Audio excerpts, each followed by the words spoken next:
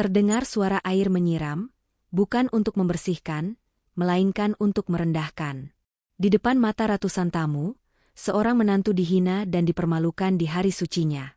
Pesta pernikahan yang seharusnya menjadi simbol kebahagiaan, justru berubah menjadi saksi bisu sebuah penghinaan keji. Namun, bagaimana jika hinaan itu adalah bagian dari sebuah rencana besar? Bagaimana jika perempuan yang dianggap sampah itu sebenarnya menyimpan sebuah rahasia, dan insiden memalukan ini justru menjadi awal dari terungkapnya sebuah pengkhianatan yang lebih busuk dari yang bisa dibayangkan? Apa yang akan terjadi ketika kebenaran akhirnya kembali, bukan sebagai pembantu, melainkan sebagai atasan yang berhak mengaudit seluruh kebusukan keluarga mertuanya? Udara pagi di mes TNI itu terasa lain, bukan hanya embun yang menggantung di dedaunan, melainkan juga sebuah rahasia besar yang menyelimuti Aminah Zahra. Ia, yang tampak tak lebih dari seorang asisten rumah tangga, Art, dengan kemeja abu-abu lusuh dan celana robek di lutut, sebenarnya adalah putri dari seorang jenderal besar, Mahfud Zahra. Misinya di sini, di balik kesibukan menyeka ubin dan mencuci piring, bukanlah mencari nafkah semata, melainkan mencari kebenaran, mengungkap benang merah korupsi yang merayap di tubuh institusi militer yang dicintainya. Tak ada yang tahu ia menyamar, dan itulah bagian kontroversial dari keberadaannya. Bagaimana seorang perempuan berpendidikan tinggi dengan akses ke kekuasaan memilih hidup di antara gosip para pembantu, hanya demi sebuah tujuan yang jauh lebih besar dari dirinya sendiri? Aminah tak banyak bicara, tak suka ikut campur urusan orang lain. Di sela-sela pekerjaannya, ia selalu menyendiri, membuka Al-Quran kecilnya. Di sana ia mencari ketenangan, sekaligus memetakan langkah selanjutnya. Fokusnya tak goyah, bahkan ketika sepasang mata disiplin Letnan 1 Wibowo Apratama mulai menyorotnya dari balik jendela ruang kerja. Wibowo, seorang perwira muda yang dikenal kaku dan adil, terbiasa dengan kemewahan dan dijodohkan dengan anak pejabat. Namun, Aminah, dengan kesahajaannya, justru menarik perhatiannya, memicu rasa penasaran yang aneh. Hari-hari pun berlalu dengan Wibowo mencari alasan untuk mendekat. Pertanyaan tentang kebersihan, teguran ringan soal seragam basah, semua adalah topeng untuk rasa ingin tahu yang tak tertahankan. Aminah selalu menunduk, menjawab sopan, menjaga jarak. Namun, suatu pagi, insiden kecil mengubah segalanya. Seorang jenderal penting marah besar karena kopinya kurang manis. Sementara Art lain bersembunyi ketakutan, Aminah maju. Dengan tenang ia mengganti kopi, membungkuk sopan, dan berkata, "Maafkan kami, Pak. Mungkin takaran gula saya belum sesuai selera Bapak." Jenderal yang galak itu terdiam, menatap Aminah dengan bingung, lalu bertanya, "Kamu siapa sebenarnya?" Aminah hanya tersenyum tipis, "Asisten rumah tangga, Pak." Tak ada yang tahu bahwa senyum itu adalah tanda, sebuah permainan besar baru saja dimulai. Wibowo, menyaksikan dari kejauhan, hanya bisa terpaku. Gadis itu, yang tampaknya begitu rapuh, menyimpan kekuatan yang tak biasa. Bisik-bisik mulai terdengar di antara para istri perwira, menuduh Aminah berpura-pura baik demi menarik perhatian.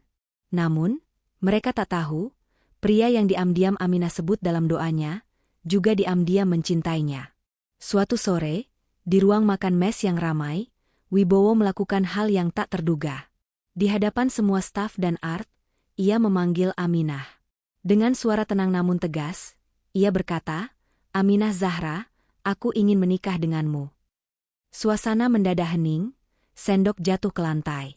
Aminah hanya menatap Wibowo, matanya membulat, jemarinya gemetar. Sebuah janji yang terucap di tengah keramaian, sebuah awal yang akan mengguncang banyak fondasi. 2 minggu setelah lamaran mengejutkan itu, Wibowo membawa Aminah ke rumah orang tuanya. Sebuah rumah besar bercat putih, simbol kekayaan dan status yang menjulang tinggi. Di ambang pintu, Bu Retno Wulandari, ibunda Wibowo, menyambut mereka dengan tatapan tajam. Begitu melihat Aminah, Bu Retno mengerutkan alisnya. "Siapa ini?" tanyanya dingin. Wibowo menjawab dengan tenang, "Calon istriku, Bu." Sebuah jawaban yang memicu badai. Bu Retno menatap Aminah dari atas ke bawah, bibirnya menegang. "Kamu bercanda? Kamu mau menikah dengan pembantu?" "Tidak, Bu. Aku serius," Wibowo bersikeras. Ayah Wibowo, Kolonel Purnawirawan Harsono Wibowo, yang duduk di ruang tamu, hanya berpura-pura membaca koran, menghindari konflik. Bu Retno melangkah maju, amarahnya meluap. Kamu tahu siapa kami? Dia itu perwira, bukan tukang becak. Kamu pikir bisa jadi istri tentara hanya dengan cuci piring dan mengaji. Sebuah hinaan telak yang menelanjangi status Aminah di mata sang mertua. Aminah tetap menunduk, namun wajahnya tak gentar. Ia berkata pelan, "Saya tidak datang untuk mencari kehormatan. Saya hanya mengikuti niat baik anak ibu." Kalimat itu justru membuat Bu Retno naik pitam. "Kamu perempuan desa miskin. Kamu tidak pantas duduk di rumah ini." Kontroversi mencuat. Apakah kehormatan sebuah keluarga hanya diukur dari status sosial? Wibowo segera berdiri di depan Aminah, melindunginya. "Cukup, Bu. Kalau ibu tidak bisa menerima Aminah, maka jangan terima aku juga sebagai anak." Malam itu, Wibowo dan Aminah meninggalkan rumah besar itu di tengah hujan deras, tanpa menoleh ke belakang, membawa serta bara yang menyala di hati Bu Retno, yang bersumpah akan mempermalukan Aminah di hari yang paling suci. Langit pagi di hari resepsi pernikahan tampak cerah, namun ketegangan menggantung tebal di gedung kehormatan militer. Aminah mengenakan gaun pengantin hijau pastel yang sederhana namun anggun, kerudung lembut menutupi dada, wajahnya tenang meskipun hatinya bergetar. Ia tahu ia tidak disukai, tapi ia juga tahu ia tidak sendirian. Wibowo, di luar sana, menunggunya, seorang pria yang memilihnya karena ketulusan, bukan karena latar belakang. Saat Aminah melangkah ke panggung, semua mata tertuju padanya. Namun, suasana damai itu hancur ketika Bu Retno naik ke panggung dengan mata menyala dan sebuah ember besar. Siraman air kuning kecoklatan menyembur dari ember itu, mengguyur kepala Aminah, membasahi gaunnya, merusak kerudungnya. Semua tamu terdiam, kamera berhenti memotret. "Inilah calon istri perwira kalian," teriak Bu Retno, wajahnya menegang. "Pembantu miskin dari desa yang berani masuk keluarga kami." Wibowo hendak maju, namun dua petugas keamanan menahannya. Aminah menggenggam lengan Wibowo, menahannya. Ia menatap para tamu yang membisu, lalu berkata dengan suara lembut namun menggigil, "Saya mungkin hanya perempuan biasa, tapi hari ini saya datang bukan untuk membawa malu. Saya datang untuk memenuhi janji suci." Ia menatap ibu mertuanya, matanya kini penuh keteguhan. "Ibu boleh menyiram tubuh saya, tapi tidak bisa mematahkan hati saya." Bu Retno memutar wajahnya. Acara resepsi itu berubah menjadi kekacauan sunyi, sebuah ironi menyakitkan di hari seharusnya penuh sukacita. Namun, tak ada yang tahu, 1 tahun dari hari itu, langit akan kembali cerah, bukan karena matahari, melainkan karena suara baling-baling helikopter yang mengguncang langit-langit rumah keluarga Bu Retno, dan kali ini yang turun bukan lagi seorang pembantu. Setelah insiden resepsi yang memalukan itu, Wibowo dan Aminah memilih hidup sederhana di rumah kontrakan kecil, jauh dari kemewahan keluarga besar Wibowo. Gaun hijau pastel yang basah oleh air siraman itu terlipat rapi, bukan sebagai kenangan luka, melainkan sebagai bukti keteguhan. Wibowo melanjutkan dinasnya, menyimpan luka di hati kecilnya, bukan karena kehinaan, melainkan karena ibunya tega mempermalukan wanita yang paling ia cintai. Sementara itu, Aminah, istri tentara yang tampak biasa, diam-diam memulai kembali misinya. Ia sering keluar rumah, berpakaian lusuh seperti saat menyamar sebagai Art, rambut disisir seadanya, baju longgar, dan sandal sederhana. Wibowo sempat curiga, namun Aminah hanya menjawab lembut, "Aku sedang melakukan sesuatu yang penting."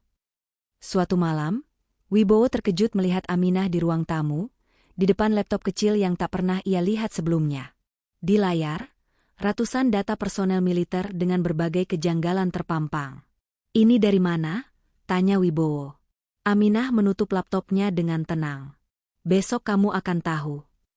Malam itu, Wibowo tidur dengan perasaan aneh, memilih percaya pada Aminah, yang ia cintai bukan karena asal-usul, melainkan karena ketenangannya di tengah badai. Beberapa hari kemudian, kabar mengejutkan menyebar di kalangan internal TNI. Mayor Sutarjo, seorang perwira senior, tertangkap menyalahgunakan dana logistik, bersama 2 staf administrasi dan 1 kepala bagian suplai. Semua bekerja di markas Wibowo. Tak ada yang tahu siapa yang membongkar kasus itu. Namun semua data, lengkap dengan bukti transaksi, rekaman suara, hingga video pertemuan rahasia, tiba-tiba masuk ke tangan intelijen pusat. Wibowo membaca berita dari ponselnya, merasa tidak nyaman ketika menyadari semua laporan itu ditulis dalam gaya bahasa yang sangat familiar, gaya bahasa Aminah. Kontroversi tentang siapa sang pembongkar kebenaran, dan keberaniannya menentang kekuasaan dari dalam, mulai terkuak.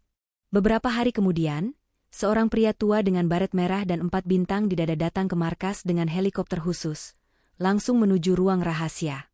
Malamnya, Wibowo menemukan Aminah di halaman belakang, di hadapan pria tua itu. "Ayahku," kata Aminah. Wibowo tersambar petir. Identitas Aminah sebagai putri Jenderal Besar Mahfudz Zahra, Panglima tertinggi TNI, akhirnya terungkap. Di hari berikutnya, Aminah Zahra resmi diumumkan sebagai konsultan utama penyelidikan khusus internal TNI.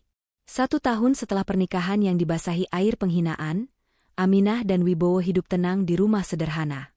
Namun bagi Bu Retno, waktu berjalan lambat. Harga dirinya terlalu tinggi untuk meminta maaf. Ia masih yakin Aminah licik, berpura-pura suci demi kehormatan. Namun, takdir punya rencana lain. Suatu malam, ketukan pelan terdengar di pintu rumah Bu Retno. Utusan dari markas besar menyerahkan map berisi surat resmi dari Jenderal Mahfudz Zahra. Mulai minggu depan, Letnan Kolonel Aminah Zahra ditugaskan memimpin audit integritas personel di kawasan militer tempat suaminya pernah bertugas. Dan sebagai bagian dari tugas itu, Aminah akan tinggal sementara di rumah keluarga Wibowo, rumah Bu Retno. Bu Retno melempar surat itu, napasnya memburu. Marah, bingung, tak terima, tapi di balik semua itu, ada satu rasa yang perlahan muncul, takut. Bukan karena pangkat, tapi karena apa yang telah ia lakukan di masa lalu akan segera kembali berdiri di hadapannya, bukan sebagai menantu, melainkan sebagai atasan. Pagi itu, matahari belum sepenuhnya naik ketika sebuah mobil dinas berhenti di depan rumah besar milik keluarga Wibowo. Letnan Kolonel Aminah Zahra turun dengan tenang, seragam dinas lapangan melekat di tubuhnya, pangkatnya bersinar. Wajahnya tenang, dingin, namun sorot matanya teduh, menyimpan kesabaran yang matang. Ia berdiri beberapa detik di depan pagar, pandangannya menyapu rumah megah itu, rumah tempat dirinya pernah dilihat sebagai sampah, tempat air kotor disiramkan ke tubuhnya. Kini ia kembali, bukan untuk membalas, melainkan untuk menegakkan tugas.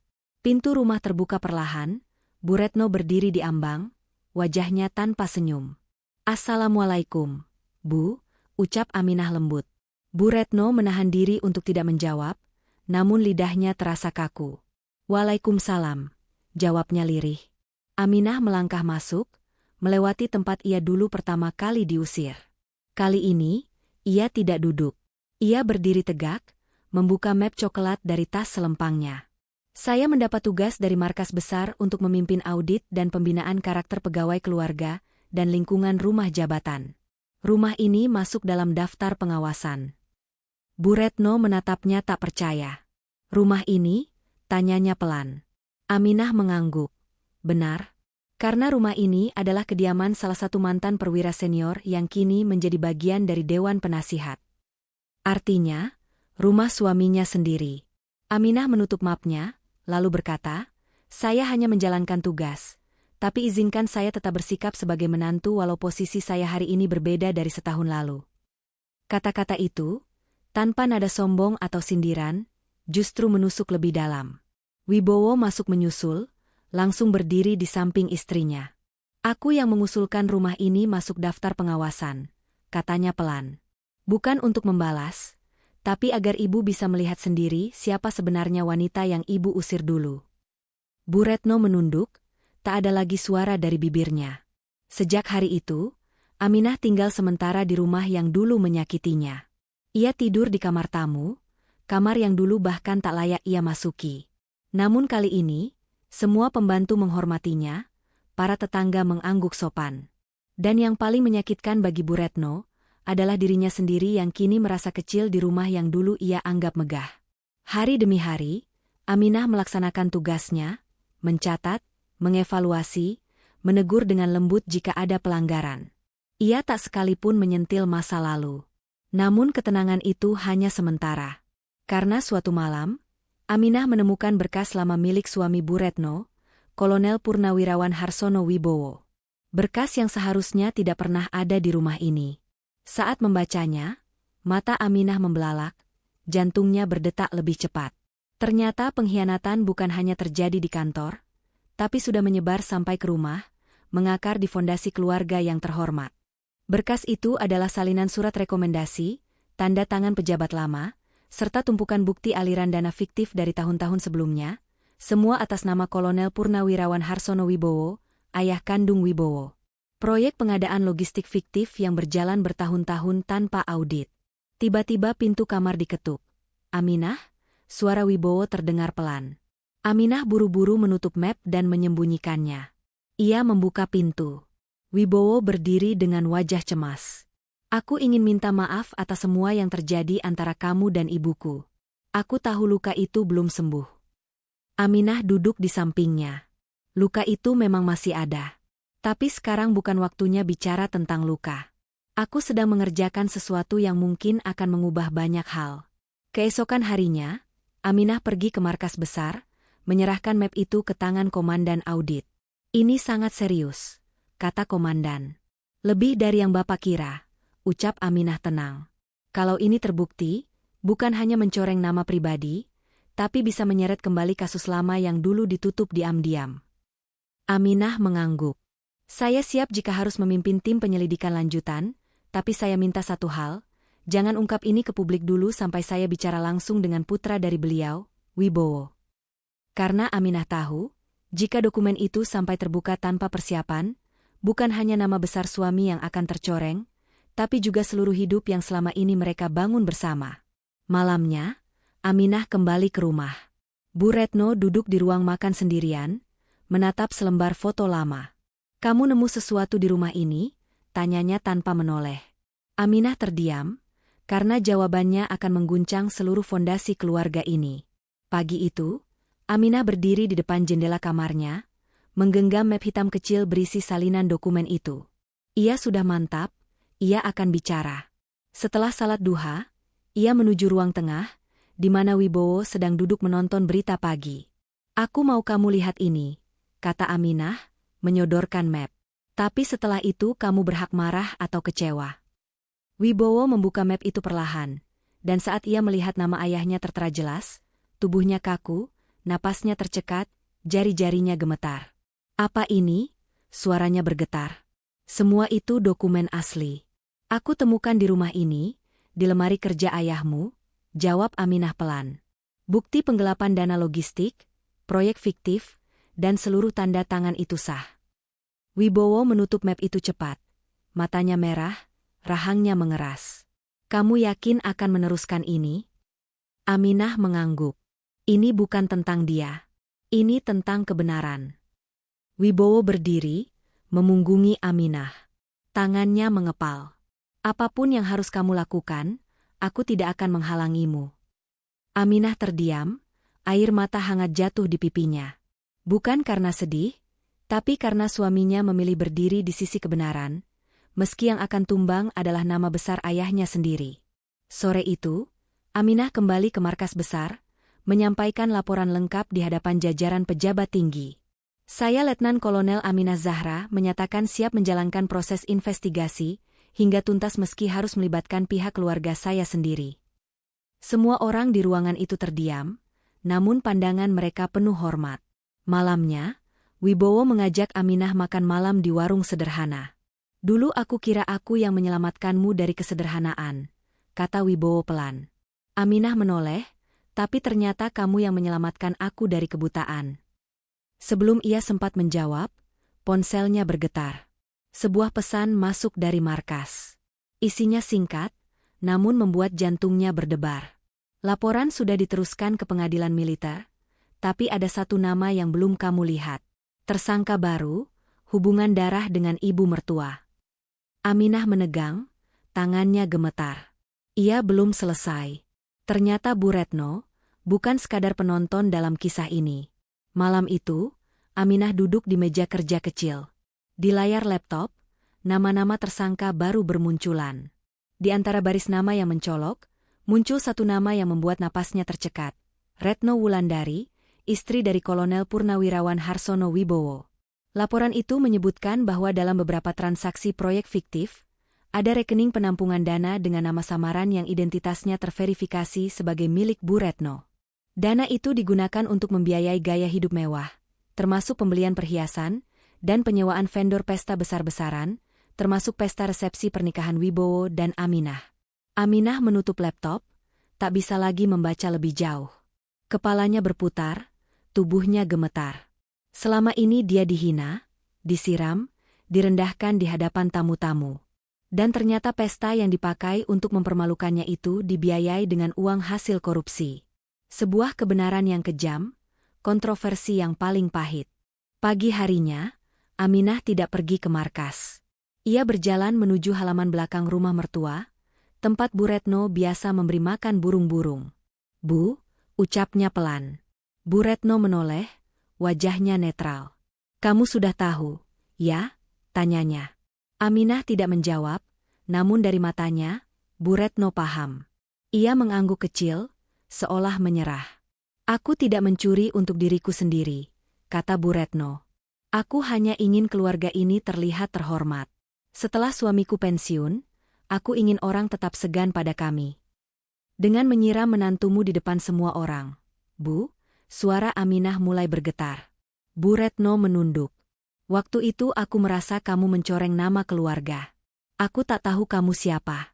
Aku takut kamu cuma pura-pura." Aminah melangkah mendekat.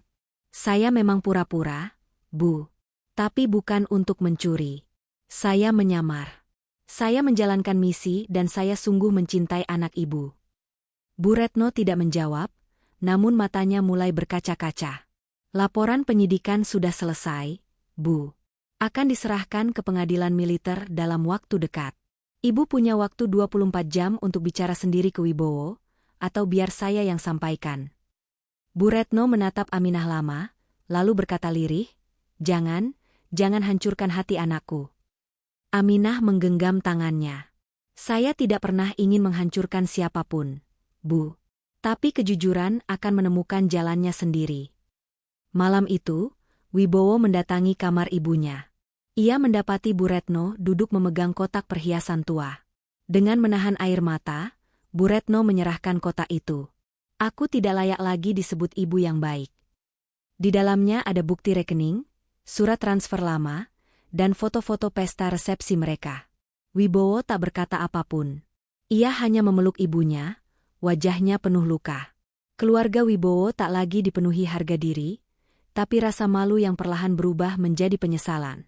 Selama 2 hari, Wibowo mengurung diri, bergumul dengan kenyataan pahit bahwa ibunya terlibat korupsi. Aminah tetap menjalankan tugasnya, melaporkan perkembangan terakhir. Nama Bu Retno dan suaminya masuk dalam daftar pemeriksaan lanjutan. Suatu sore, saat Aminah hendak menghadiri rapat koordinasi di luar kota, Bu Retno menghampirinya. "Kamu akan pergi lagi?" tanyanya pelan. Aminah mengangguk. Bu Retno menunduk, tampak lebih tua, tatapannya tidak lagi tajam. "Kalau aku ditangkap, kamu masih akan menganggap aku sebagai ibumu?" tanyanya lirih. Aminah terdiam, lalu menjawab, "Saya tidak pernah membenci ibu, tapi saya juga tidak bisa menutupi kesalahan hanya karena ikatan keluarga." Bu Retno meneteskan air mata. Ia tak menangis keras, namun tubuhnya gemetar saat menggenggam tangan menantunya. "Maafkan aku. Semua ini aku lakukan demi gengsi, demi menjaga apa yang sebenarnya tak perlu dijaga." Aminah menatapnya. Yang harus dijaga bukan nama, tapi hati. Saat mobil Aminah melaju menjauh, Bu Retno berdiri sendirian di depan rumah. Ia tak lagi memegang ponsel mahalnya, tak lagi memakai perhiasan tebal, hanya daster polos dan sandal rumah. Tetangga yang dulu segan padanya kini hanya mengangguk biasa. Perlahan, rasa malu itu mengikis seluruh kebanggaan palsu yang dulu ia bangun bertahun-tahun. Hari-hari berikutnya, pemeriksaan dilakukan. Tim penyidik militer datang ke rumah. Wibowo mendampingi ibunya dengan wajah tegas, tidak membela, namun juga tidak meninggalkan. Aminah ditunjuk menjadi saksi utama dalam sidang internal, menyampaikan semua temuannya tanpa nada dendam, hanya fakta. Di ujung sidang tertutup itu, Ketua Pengadilan Militer menyatakan Bu Retno akan menerima sanksi administratif berat, termasuk penyitaan harta hasil korupsi. Ia tidak dipenjara, namun harus menjalani rehabilitasi sosial dan wajib mengikuti program pendidikan anti korupsi. Malamnya, Aminah pulang, menemukan Bu Retno duduk di depan cermin, memotong rambutnya sendiri. "Besok aku akan ikut pengajian ibu-ibu di masjid kecil dekat pasar," kata Bu Retno pelan. "Bukan untuk pencitraan, tapi untuk belajar jadi manusia lagi." Aminah mendekat, membantu merapikan potongan rambut yang tidak rata. Malam itu, rumah itu tak lagi berisi kemarahan atau gengsi, tapi untuk pertama kalinya penuh dengan rasa lega. Sebuah keluarga yang sempat tenggelam dalam kesombongan, mulai menemukan jalan pulang lewat kerendahan hati. Hari-hari baru berhembus. Bu Retno lebih sering menyapu halaman, menyiangi taman, atau duduk bersama para pembantu yang dulu ia remehkan. Ia menolak kembali mengenakan perhiasan, menolak arisan sosial, menolak semua undangan pesta dari kolega lamanya. Wibowo yang tadinya pendiam kini lebih terbuka, kembali menjalani tugas militernya dengan semangat, tanpa tekanan mengejar kehormatan semu. Suatu pagi, Aminah dan Wibowo berjalan kaki ke warung kecil. Anak-anak kecil memanggil nama Aminah, itu ibu tentara yang naik helikopter waktu itu. Itu yang menyelamatkan tentara dari pencuri. Mereka tersenyum.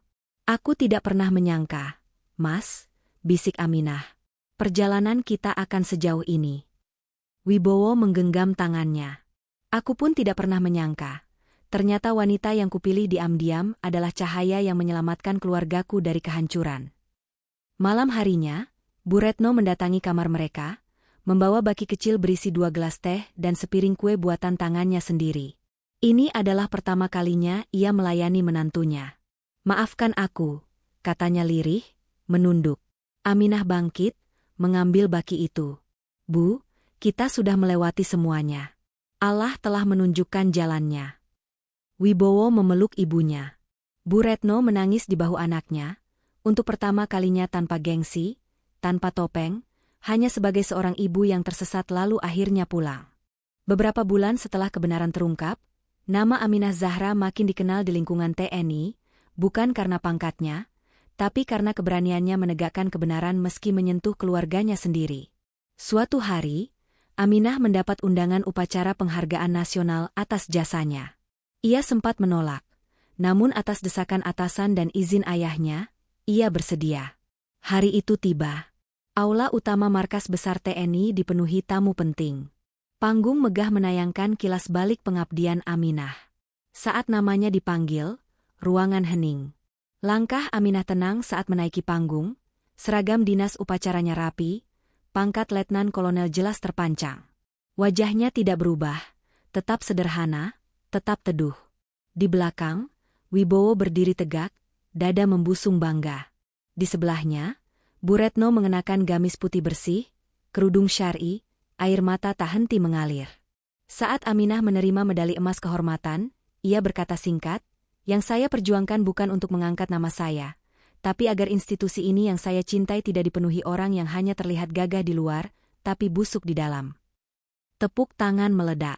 Panglima tertinggi memeluk Aminah di depan seluruh undangan. "Putriku, kau telah menyelamatkan wajah bangsa ini lebih dari yang bisa ayah lakukan dengan bintang di dada." Saat mereka kembali ke rumah, ratusan warga desa sudah menunggu, mengangkat spanduk selamat. Bu Retno keluar pelan dari dalam rumah, membuka pagar dan mencium tangan Aminah di depan semua orang. "Saya dulu pernah menyiramkan air kotor ke tubuhmu," ucapnya gemetar. "Dan hari ini biarkan saya mencuci kakimu dengan air bersih. Karena saya bukan hanya ibumu, tapi muridmu." Aminah menarik Bu Retno dalam pelukan. Tangis pecah. Kamera televisi merekam momen itu. Sejak hari itu, tak ada satupun kepala yang berani menatap Aminah dengan pandangan rendah. Karena ia membuktikan bahwa kehormatan sejati tidak datang dari gelar, bukan dari jabatan, bukan dari harta, tapi dari hati yang tidak goyah meski diludahi. 1 tahun setelah penghargaan besar itu, Aminah dan Wibowo memilih tinggal di rumah sederhana.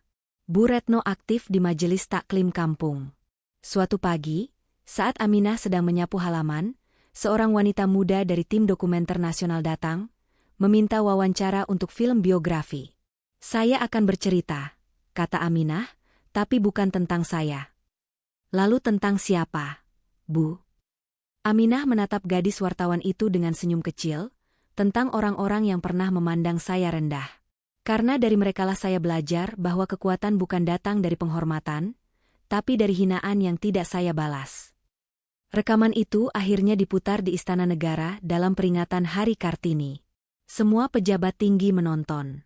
Di layar besar terlihat sosok Aminah dalam pakaian art menangis diam-diam di dapur kecil, lalu pelan-pelan berubah menjadi wanita berseragam militer yang berdiri menerima medali kehormatan. Saat layar menampilkan wajahnya, Presiden berkata pelan, "Inilah wajah asli Indonesia, bukan karena pangkat, tapi karena nurani." Aminah sadar, ia bukan lagi perempuan yang disiram air kotor. Ia adalah perempuan yang membersihkan nama banyak orang dengan kesabaran, keyakinan, dan cinta kepada kebenaran. Perjalanan Aminah mengajarkan kita bahwa kehormatan sejati tidak diukur dari pangkat, jabatan, atau harta, melainkan dari hati yang kokoh di tengah badai. Pada akhirnya, semua topeng, keangkuhan, dan kebohongan akan runtuh di hadapan kejujuran dan ketulusan. Ini adalah kisah tentang bagaimana kesabaran bisa membersihkan nama baik seseorang, dan bagaimana pengampunan dapat menyembuhkan luka yang paling dalam.